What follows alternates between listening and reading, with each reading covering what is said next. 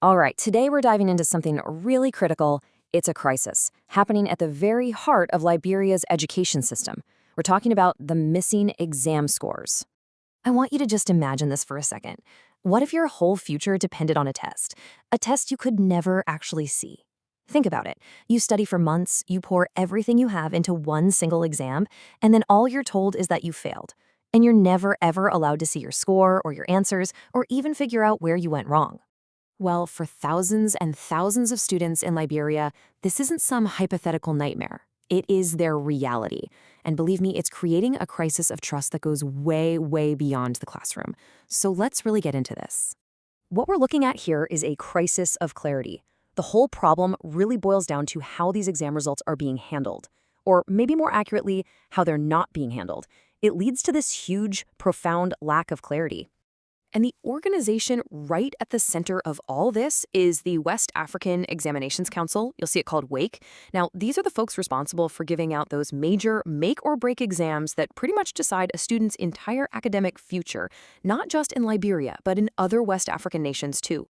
Okay, look at this. The contrast here is just staggering, right?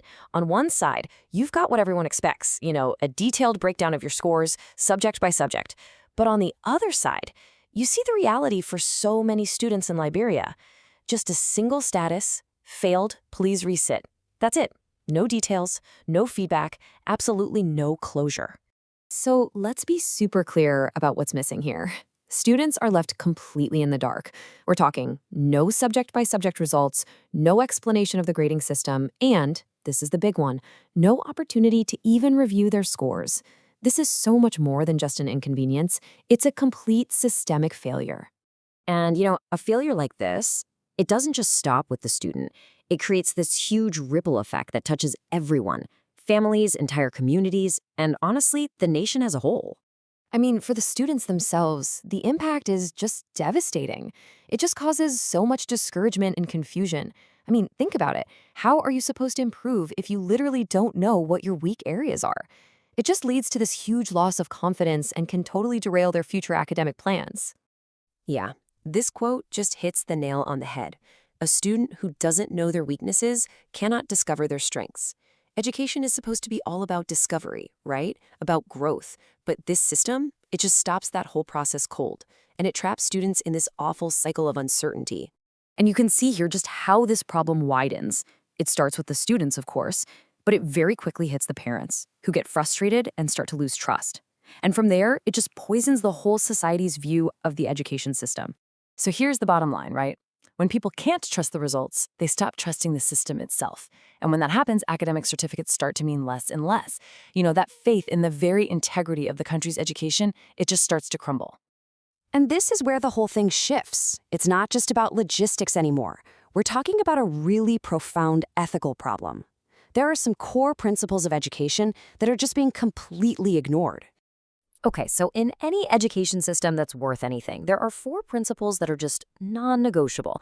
You've got transparency, being open, fairness, treating everyone the same, accountability, taking responsibility, and integrity, which is all about honesty. These are basically the pillars holding the whole thing up. And as we've been talking about, the WAYAC system in Liberia, it falls short on all of them. There's no transparency. It's obviously not fair to the students. There is zero accountability for the results. And all of that just destroys the system's integrity.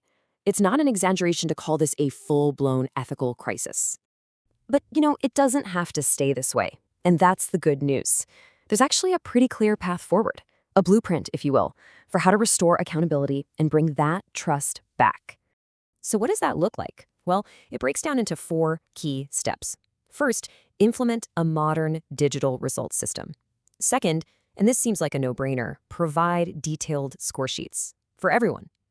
Third, you've got to establish an official appeal and review process. And finally, number 4, the government has to ensure proper oversight. And look, this isn't just on one group. It's really a partnership. WAC needs to step up, provide the full results, and train their staff on ethics. But at the same time, the Liberian government has its own crucial role. They need to monitor WAC, set clear transparency policies, and most importantly, protect student rights. And what's the goal of all this? It's actually pretty simple, but it's also completely transformative. It's to build a system where transparency isn't the exception, it's the rule. And that kind of change, well, it doesn't just rebuild trust, it helps students actually perform better, and it strengthens the entire education system for all. So, we'll leave you with this question. We've seen just how critical transparency is in this one specific context, a classroom, an exam. So, think about this. Where else can it rebuild our world? Where else could a real deep commitment to transparency do more than just fix a problem, but actually rebuild trust from the ground up?